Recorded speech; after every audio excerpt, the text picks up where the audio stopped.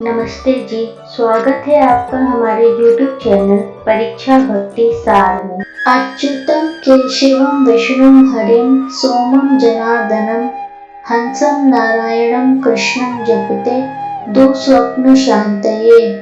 आंवला नवमी को अक्षय नवमी भी कहते हैं। शास्त्रों के अनुसार कार्तिक की नवमी से लेकर पूर्णिमा तक भगवान विष्णु आंवले के पेड़ में विद्यमान रहते हैं। इस दिन आंवले के वृक्ष की पूजा की जाती है।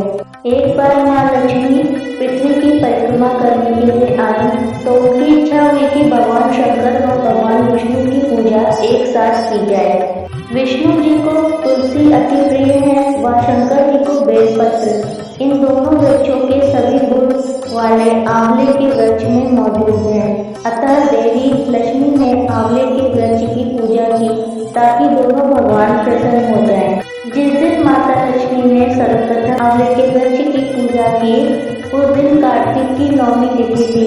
तभी से हर वर्ष कार्तिक की नवमी को आंवला नवमी के रूप में मनाया जाने लगा। आंवला नवमी के दिन ही आदि शंकराचार्य ने कनकधारा स्तोत्र की रचना की थी।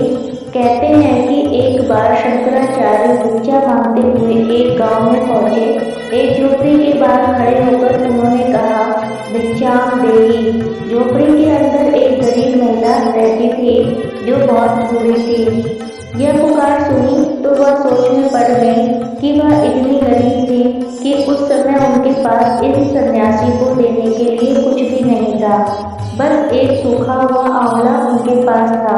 किसी तरह संकोच करते हुए उन वृद्ध महिला ने वही आंवला हाथ में ले लिया और दरवाजा खोलते हुए शंकराचार्य जी से कहा कि मेरे पास आपको देने में भिक्षा के लिए कुछ भी नहीं है। इस सूखा आंवला है, इसके अतिरिक्त और मेरे पास कुछ नहीं है। यह कहकर उन वृद्ध महिला ने उस सूखे आंवले को शंकराचार्य जी की झोली में डाल दिया। शंकराचार्य ने उन वृद्ध महिला की यह हालत देखी तो उनसे यह देखा नहीं गया।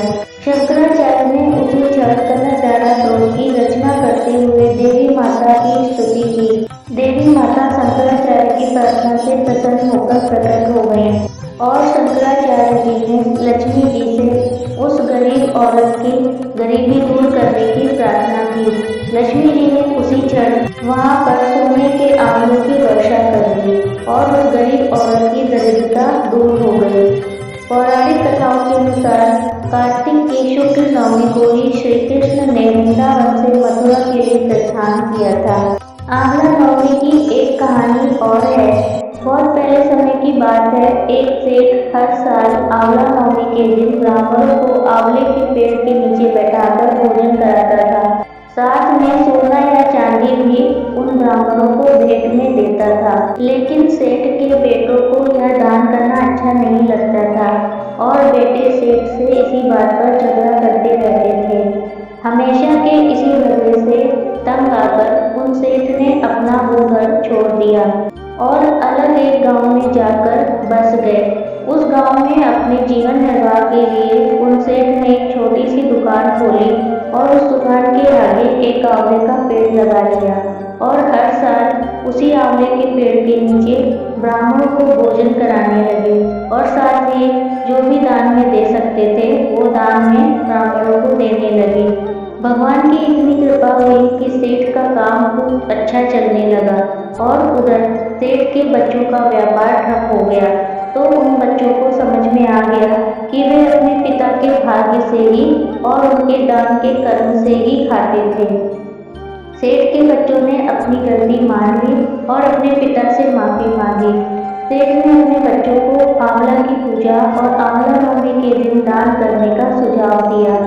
ऐसा करने से उन सेठ के बच्चों का घर और व्यापार खुशहाल हो गया और वो पहले जैसे ही सुख समृद्धि के साथ रहने लगे।